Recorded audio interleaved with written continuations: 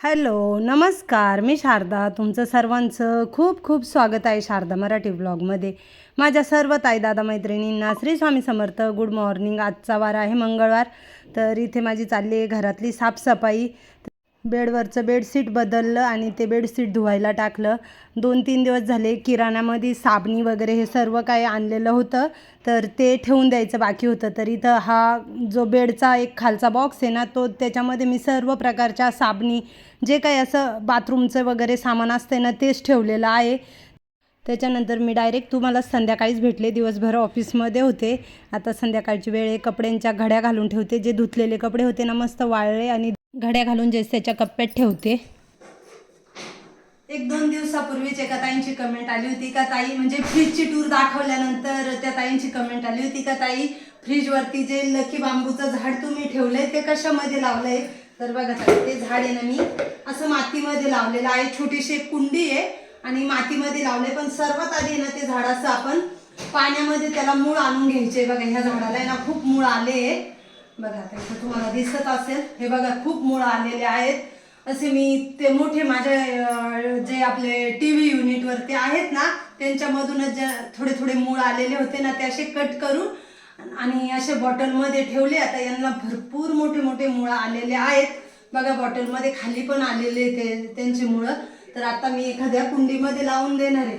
पण जर तुम्हाला जास्त मोठे म्हणजे असे कमीत कमी 4-5 लावायचे असले तर जरा मोठी कुंडी घ्या किंवा 20 लिटर कलरची बादली घ्या.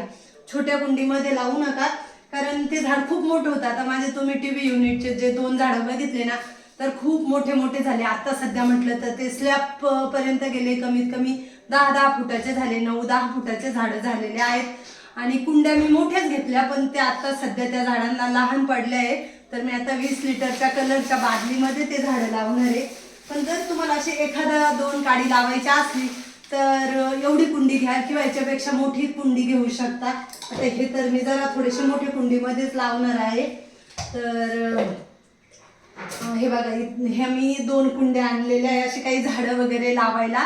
50-50 रुपयाची एक एक कुंडी. तर त्याच एका कुंडीमध्ये ना असं ठेवेल, मातीमध्ये लावलेलं आहे बघा.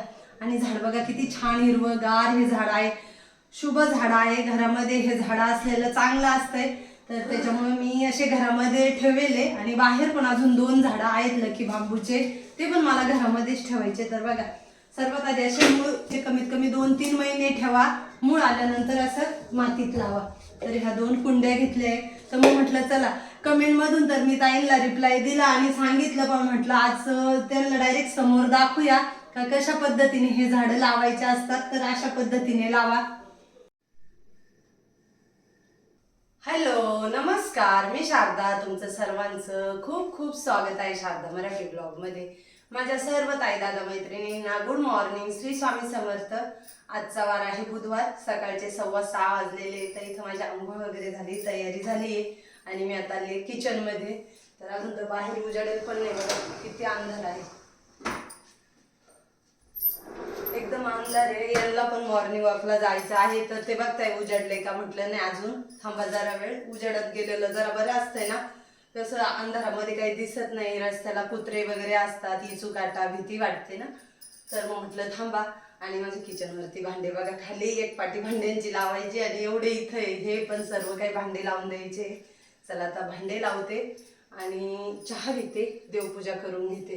व्हिडिओ शेवटपर्यंत बघा. व्हिडिओ आवडला तर लाईक शेअर, चॅनलला सबस्क्राईब करा. लगेच चालले नका जाऊन अजून. अहो पण अजून उजेडच नाही, किती अंधार आहे. थांबा. काय घड्याळ चालू आहे, बंद कसं.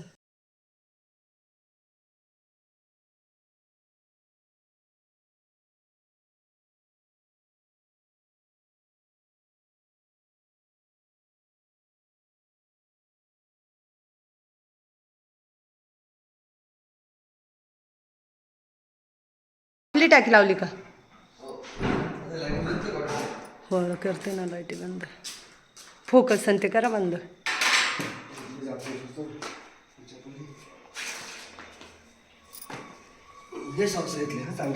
हां आता हे गेले मॉर्निंग वॉकला. मी आले किचनमध्ये. आता माझ्यासाठी थोडंसं गरम पाणी ठेवलं आहे प्यायला. कोमट पाणी पिते. 1 ग्लासभर पिते किंवा अर्धाच ग्लास पिते आणि आता चहा ठेवते. चहा झाल्यानंतर देवपूजेला सुरुवात करते. 1-2 दिवसाच्या व्हिडिओमध्येच योगिता ताईंची मला कमेंट आली होती का ताई तुमचं घर खूप स्वच्छ आणि नीटनेटकं राहतं. ह्या कमेंट तर सर्वच ताईंच्या राहतात का ताई तुम्ही घर खूप छान ठेवतात, व्यवस्थित ठेवता. तर योगिता ताईंनी विचारलं होतं का ताई तुम्ही कशा पद्धतीने घर आवरता वगैरे, तर ते पण एखाद्या दिवशी एखाद्या व्हिडिओमध्ये सांगा. तर चला मग म्हटलं हा व्हिडिओ मला तयार करायचाच होता, तर मग म्हटलं याच्यामध्येच सांगूया. तर सगळ्यात आधी माझ्या सर्व ताईंना आणि मैत्रिणींना मी एकच सांगते का उठल्यानंतर सगळ्यात आधी आंघोळ करत जा आणि आंघोळीनंतरच किचनमध्ये यायचं. का माहिती का आपल्या किचनमध्ये आपण अन्न शिजवतो, तिथे अन्नपूर्णा देवतेचा वास असतो आणि तिच्या आज मला थोडा उठायला उशीरच झाला. उठले होते मी पण बिछाण्यामध्येच राहिले होते. म्हटलं राहू दे एखाद्या दिवशी थोडंसं उशिरा उठूया. आता चहा वगैरे घेते, भांडे थोड्या वेळाने लावते. आधी झोपेले आणि देवपूजा करून घेते, तुळशीची पूजा करून घेते. तर म्हणजे मग कसं लवकर लवकर कामं आवरतात. अन्नपूर्णा देवता आपल्या किचनमध्ये असते आणि आपण काय करतो, बरेचशा अशा बायका आहेत का सकाळी उठल्यानंतर डायरेक्ट किचनमध्ये जातात आणि स्वयंपाकाला सुरुवात करतात, म्हणजे तोंड हातपाय वगैरे धुवून. तर असं करायचं नाही, उलट त्याच्याने आपलं काम लेट होतं. तुम्ही ना 8 दिवस कमीत कमी मी सांगते ना, म्हणून तुम्ही 8 दिवस प्रयत्न करा का उठल्यानंतर सर्वात आधी आंघोळ करा आणि त्याच्यानंतर कामाला लागा. तुमचं काम एवढं पटकन आवरेल ना. तर मी कशावरून सांगते बघा, सगळ्यात उठल्यानंतर आपण आंघोळ केली ना का मग आपले भरपूर कामं होतात. मेन म्हणजे देवपूजा होते, बाकीचे दुसरे कामं आवरले जातात. नाही तर आपण काय करतो, आंघोळ न केल्यामुळे आपण म्हणतो का नाही मी देवपूजा जरा उशिरा करील, हे काम माझे अजून आंघोळ नाही होईल मग मी उशिरा करील. म्हणजे प्रत्येकाचं नियोजन कसं वेगवेगळं असतं, पण तरीही कितीही घाई गडबड असो पण उठल्यानंतर 5 मिनिटात त्यांना आंघोळ करून घेत जा. तर मी माझं नियोजन सांगते. मी उठल्यानंतर सर्वात आधी आंघोळ करते. ज्या दिवशी मला सकाळी व्हिडिओची सुरुवात करायची नसली तर त्याच दिवशी मी घराच्या आजूबाजूचं झाडते आणि आंघोळीला जाते. पण कॅमेऱ्यासमोर यायचं असलं तर सर्वात आधी मी आंघोळ करते आणि त्याच्यानंतरच मग बाहेरची झाडझटक वगैरे करायला घेते. तर मी उठल्यानंतर आंघोळ करते. आंघोळ झाल्यानंतर माझा चहा वगैरे होतो आणि देवपूजा करते. तर प्रत्येकाच्या नियोजनामध्ये बदल असतो. तर मी देवपूजा करते. देवपूजा झाल्यानंतर मग सर्व घरातली साफसफाई करायला घेते. तर साफसफाई कशा पद्धतीने मी करते, देवाऱ्याची खोली तर मी आधीच झाडलेली असते, पण मग सोफा आवरून घेणं, बेडशीट व्यवस्थित झटकून व्यवस्थित टाकून घेणं, सर्व काही जे काही फर्निचर वगैरे आहे ते स्वच्छ करून घेणं. ते स्वच्छ झाल्यानंतर मग मी झाडून घेते. झाडून झाल्यानंतर मग मी किचनमध्ये जाते. किचनमध्ये गेल्यानंतर सर्वात आधी पीठ भिजवून ठेवते. पीठ 10-15 मिनटं भिजल्यानंतर आहे ना पोळ्या खूप छान होतात हां. तर पीठ भिजवून ठेवल्यानंतर मग भाज्या करायला घेते. भाज्या करीत असले आणि कितीही आपल्या माणसांना घाई गडबड असली जायची तरी एकीकडे आपण पोळी करू शकतो आणि एकीकडे त्यांना वाढू पण शकतो, म्हणजे जेवायला देऊ शकतो आणि एकीकडे आपल्या पोळ्या पण चालतात, कारण आपली भाजी तयार असते. त्याच्यामुळे आहे ना ही वेळेची खूप बचत होते. स्वयंपाकाला सुरुवात करायच्या आधी कपडे भिजत घालायचे. कपडे भिजत घातल्यानंतर स्वयंपाक करून घ्यायचा. तर माझ्याकडं कशी हौस आहे कामाला, कपडे, भांडे आणि फरची, आणि ती नसली तरी पण मग मी काय करते, कपडे भिजत ठेवते आणि स्वयंपाक वगैरे झाला ना, ज्याच्या कामाला गेलं का मग कपडे धुणार. मग स्वयंपाक झाल्यानंतर सगळ्यात आधी मी किचन स्वच्छ करून घेते. भांडे बाहेर नेऊन ठेवते आणि किचन पूर्ण व्यवस्थित आवरून घेते. किचन मला घासलेलाच आवडतो. मी किचन पुसून घेत नाही, त्याच्यामुळं दररोज 2 टाईम माझा किचन स्वच्छ घासलेला असतो. आणि किचन एकदा आवरला ना का आपलं काम आवरल्यासारखं वाटतं. किचनवरती काही पसारा नसतो, भांडे वगैरे काही नसतात. मग कपडे धुतल्यानंतर भांडे वगैरे घासायचे. मग सर्वात लेट फरची पुसायची. शेवटला फरची पुसली. किचनवरती इथं तुम्ही बघाल तर कशी काळ्या मुंग्यांची लाहीन चालली बघा. बघा कशा काळ्या मुंग्या चालल्या आहे. मी आता देवांची देवपूजाच करायला चालले होते. तुळशीची पूजा करून आले आणि देवांची म्हटलं पूजा करते. तर बघितलं तर अशा काळ्या मुंग्या चालल्या आहे. आणि काळ्या मुंग्या ह्या शुभ असतात, त्यांना ना मारायचं नाही बरं का. कधी निघाल्याच घरामध्ये ना तर मारायचं नाही. त्यांच्यावरती थोडीशी त्यांना साखर टाकायची अशी. तरी बघा अशी इथं मी थोडेसे साखरीचे दाणे टाकले. इकडे गेली.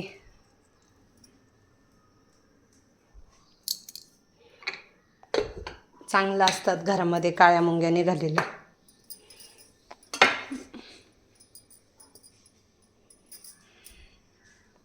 चला आता भांडेच लावून घेते. देवपूजाच करायला आले होते. बघा पाणी वगैरे आणून ठेवलं, म्हटलं देवांची आंघोळ घालूया. पण आता भांडे लावते आणि त्याच्यानंतरच देवांची आंघोळ घालते. सगळे कामं आवरून झाल्यानंतर शेवटला फरची पुसली का मग आपलं घर पूर्ण आवरेल राहतं. त्याच्यानंतर आपल्याला भरपूर वेळ मिळतो दुसरे काही कामं करायला. जे कोणते काही कामं असले ना तर ते सर्व कामं आपले निवांत होतात. किंवा ज्या ताईंना सकाळी लवकर उठेल असल्यामुळं झोपायचं असलं तर अर्धा एक तासाची मस्त अशी झोप पण झालेली असते.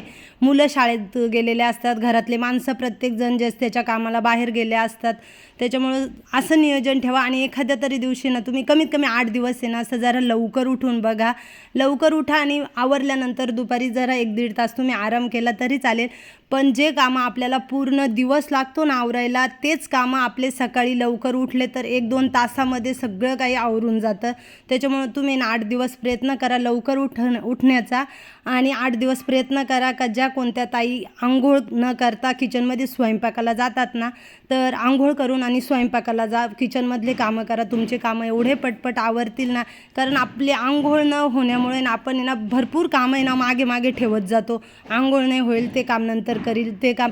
तर मी कधीही न आंघोळ करता किचनमध्ये कधीच जात नाही. आंघोळ करूनच किचनमध्ये जाते, बिना आंघोळीची कधी जात नाही. म्हणजे अजून मला तरी आठवेल नाही का मी आंघोळ नाही करेल आणि एखादा स्वयंपाक वगैरे काहीतरी किचनमध्ये केलं आहे तर नाही. कितीही घाई गडबड धावपळ असो पण सगळ्यात आधी आंघोळ करते आणि त्याच्यानंतरच किचनमधले कामाला जाते. संध्याकाळी पुन्हा 5-5:30 वाजले का आपली काही झाडझटक वगैरे असली ती करून घ्यायची आणि मग कपड्यांच्या घड्या घालून घ्यायच्या. जे आपले दिवसभर धुतलेले वाळलेले कपडे असतात ना त्यांच्या घड्या घालून जेच त्याच्या कप्प्यामध्ये ठेवून द्यायचे आणि मग आपल्या स्वयंपाकाची सुरुवात करून घ्यायची. स्वयंपाक वगैरे चालतो एकीकडे आणि एकीकडे 7, 7:15, 7:45च्या दरम्यान आपली देवपूजा संध्याकाळची झालेली असते, दिवाबत्ती.